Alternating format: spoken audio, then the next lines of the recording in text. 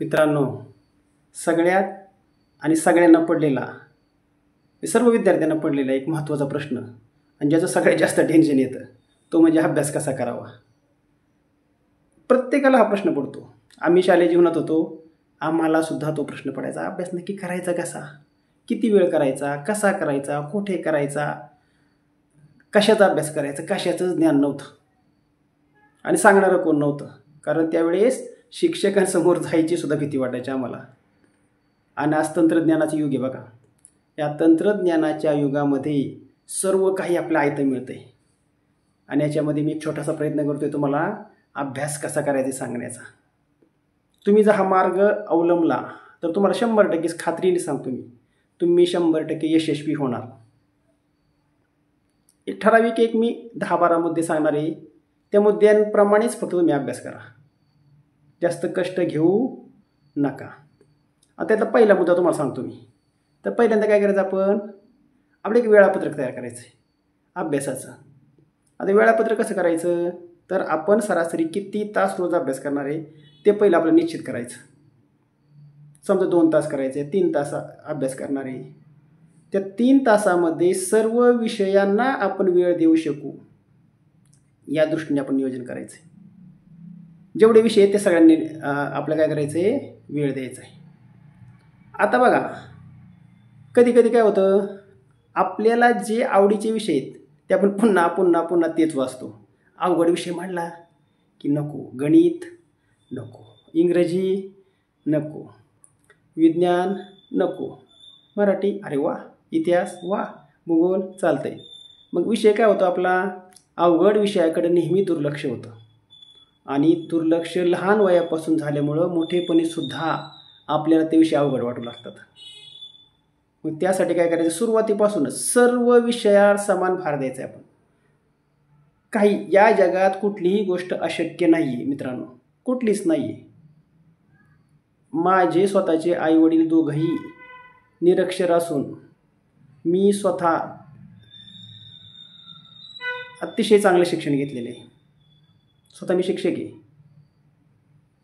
कारण का, जिद्द होती, तळमळ होती, त्यामुळे इथपर्यंत मी पोचलो आहे. आणि माझी इच्छा आहे की तुम्ही सर्वांनी चांगला अभ्यास करून खूप मोठं व्हावं. त्यामुळे पहिल्यांदा एक वेळापत्रक तयार करा, निश्चित वेळापत्रक तयार करा आणि त्या वेळापत्रकाचं पालन करा पहिली गोष्ट. नाही तर कसं होतं, 1, 2, 3 दिवस आपण 4 दिवस करतो, पुन्हा ये रे माझ्या मागल्या, जाऊ दे मरू दे, बघू नंतर. त्यामुळे एक वाक्य, आजचं काम आजच करायचं शिका, उद्यावर ढकलू नका. मी आजचं काम आज करणार आणि आत्ता करणार. दुसरा मुद्दा, एकाग्रता. ज्या ठिकाणी आपण अभ्यास करणार आहे त्या ठिकाणचं वातावरण अतिशय शांत ठेवायचं. सगळ्यात महत्त्वाची माझी पालकांना विनंती आहे, म्हणजे आई, वडील आणि सर्वांनाच, तुमचं पहिलं TV बंद करा, तुमचा मोबाईल बंद करा. त्या मुलाला अभ्यासावर लक्ष केंद्रित करू द्या. त्यावेळेस तुम्ही थोड्या वेळ एखादा पेपर हातात घ्या, एखादं छोटंसं पुस्तक घ्या, कादंबरी घ्या, काहीतरी हातात घ्या, तुम्ही वाचन करा. तुम्ही ज्यावेळेस ते प्रत्यक्ष पुस्तक किंवा कादंबरी हातात घ्याल, तुम्हाला मी 100% सांगतो, ते मुलगासुद्धा तुमचं पुस्तकच हातात घेणार आहे. आता तुम्ही मोबाईल घेताय, त्यात रील्स पाहताय, व्हिडिओ पाहताय, त्याचा फुल आवाज सोडताय, त्या मुलाचं खरं सांगा अभ्यासात लक्ष लागेल का हो? नाहीच लागणार ना. त्याच्या अभ्यासाच्या वेळेस वातावरण एकदम शांत ठेवा. एक लक्षात ठेवा, तुमचं भविष्य कोण आहे, तर तुमचा मुलगा किंवा मुलगी तुमचं भविष्य आहे. त्याच्यासाठी तुम्ही त्याला वेळ द्या थोडासा. तुमचा मोबाईल त्यासाठी बाजूला ठेवा. ही मला सगळ्यांना आग्रहाने मी सांगतोय आणि तळमळीने सांगतोय. त्यानंतर तुमची स्मरणशक्ती वाढवा. आता स्मरणशक्ती वाढवायची म्हणजे काय करायचं आहे, पुन्हा पुन्हा पुन्हा पुन्हा वाचायचं आहे. ते जे आपल्याला समजत नाही ते आपण आपल्या मित्रांना विचारा, मैत्रिणींना विचारा, आपल्या आईवडिलांना विचारा, आपल्या शिक्षकांना विचारा. नाहीच कुठं समजलं तर आज गुगलवर तुम्ही काही शोधा, तुम्हाला ती गोष्ट मिळत आहे. त्यामुळं आपली स्मरणशक्ती पहिल्यांदा वाढवा. त्यानंतर काय करा, उजळणी करा. जो आपण घटक वाचतोय त्या घटकाची पुन्हा पुन्हा पुन्हा उजळणी करा. तुम्ही ज्या वेळेस त्या घटकाची पुन्हा पुन्हा उजळणी करताल, तुम्ही 100% यशस्वी होणार म्हणजे होणार आहात. उजळणीला कधीही मागे पडू नका. त्यानंतर काय करा, तुम्ही जो घटक वाचताय कुठलाही असो, समजा गणिताची उदाहरणं सोडवताय, त्याच्या इतिहास, भूगोल, मराठी, इंग्रजी जे काय असेल ते, त्यावेळेस तुम्ही त्याच्या नोट्स काढा. त्या विषयानुसार कुठं व्याख्या लिहा, कुठं महत्त्वाचे प्रश्न तयार करा, प्रश्नाला अंडरलाईन करा. गणितामध्ये जी उदाहरणं सोडवतोय त्याच्यामध्ये परिमिती कशी काढायची, मूळ संख्या कशाला म्हणतात, म्हणजे हे जे अनेक गोष्टी आहेत ते तुम्ही संक्षिप्त रूपात पाठ करून ठेवा, तुमच्या नोट्समध्ये ठेवा. त्यामुळे काय होणार आहे, ते तुमचं कधीही विसरणार नाही. नियमित वाचन करा. बघा, पहिल्यापासून आजही तुम्ही कुठल्याही शाळेत जा, तिथं लिहिलं असतं वाचाल तर वाचाल, बरोबर ना. आणि तुम्ही ज्यावेळेस नियमित वाचन कराल त्यावेळेस तुम्ही 100% यशस्वी होणार आहात. त्यानंतर नेहमी सकारात्मक दृष्टिकोन ठेवा. आपलं मन जे असतं ना, आपलं मन हे 2 प्रकारचं असतं. कधी पण बघा तुम्ही, एक चांगलं मन असतं, एक वाईट मन असतं.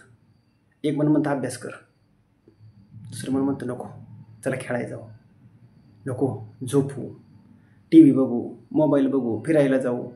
आणि कधीही लक्षात ठेवा, आपण नेहमी दुसऱ्या मनाचं ऐकतो बऱ्यापैकी, आणि जो पहिल्या मनाचं ऐकायला शिकतो, सकारात्मक ऐकायला शिकतो, तो जीवनात यशस्वी होतो म्हणजे होतोच, हे लक्षात ठेवा. त्यामुळं सकारात्मक दृष्टिकोन नेहमी ठेवा आणि नियमित अभ्यास करा. आता बघा, मनापासून कुठून अभ्यास करायचा आहे, मनापासून. आपण मनापासून अभ्यास केला की आपण यशस्वी होणार आहे. त्यानंतर पहिल्यांदा अवघड विषयाचा अभ्यास करा. जे विषय आपल्याला अवघड वाटत आहेत त्या विषयाचा प्रथम अभ्यास करा. त्यामुळे काय होईल, तुमच्या मनातील सगळी भीती त्यातून निर्माण बंद होणार आहे. तुमच्या मनाची भीती मला येत नाही ते 100% तुम्हाला तिथे येणार आहे.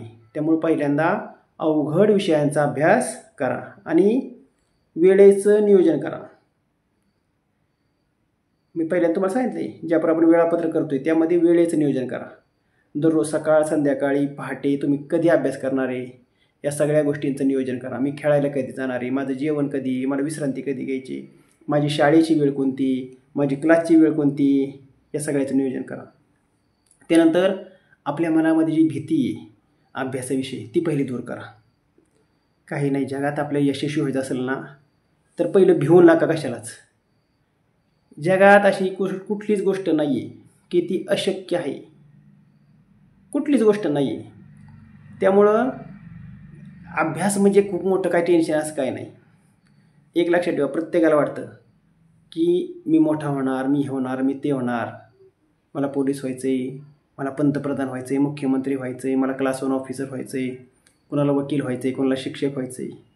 आपण जी स्वप्न रंगवतो ना, ती स्वप्न जर सत्यात उतरवायची असेल तर आपल्या कष्टाशिवाय पर्याय नाही. आणि कष्ट म्हणजे काय तर अभ्यास. नियमित अभ्यास करा मित्रांनो. तुम्ही ज्यावेळेस नियमित अभ्यास कराल खरंच तुम्ही 100% यशस्वी होणार आहात. त्यानंतर मनन करा की ज्या गोष्टीचा माझं D.Ed झालं तरी मला समजलं नाही मनन कशाला म्हणतात, चिंतन कशाला म्हणतात. कारण मनन म्हणजे काय, चिंतन म्हणजे काय हे कळलंच नाही. काय करायचं मनन आणि चिंतन म्हणजे तर पुन्हा पुन्हा हटवायचं फक्त सोप्या भाषेत आपल्या. समजा झोपलाय तुम्ही, पांघरून अंगावर घेतले, झोपलाय, डोळे झाकलेत, त्यावेळेस आठवा ना तुम्ही आज दिवसभरात काय काय केलेलं आहे. एखादा पाठ डोळ्यासमोर आणा, तो आठवा. पुन्हा पुन्हा आठवलं काय होतंय, आपल्या ते चांगलं स्मरणात राहतं आणि आपल्या मनातली भीती ॲटोमॅटिक निघून जाते. मनात आपली भीतीच राहत नाही. मित्रांनो, आपल्याला जीवनात यशस्वी व्हायचं आहे आणि यशस्वी व्हायचं असेल तर अभ्यासाशिवाय आपला दुसरा पर्याय नाही आहे. तुम्हाला तळमळीने मी सांगतोय की पुन्हा पुन्हा पुन्हा पुन्हा ते वाचन करा. आपल्या प्रत्येक पालकाची इच्छा असते माझ्या मुलांनी मोठं व्हावं, यशस्वी व्हावं. आणि जर आपल्याला यशस्वी व्हायचं असेल, खूप मोठं व्हायचं असेल, नाव कमवायचं असेल तर अभ्यासाशिवाय पर्याय नाही. त्यामुळे सर्वांना नम्रपूर्वक विनंती आहे की नेहमी व्यवस्थित आणि चांगला अभ्यास करा आणि खूप मोठे व्हा. धन्यवाद.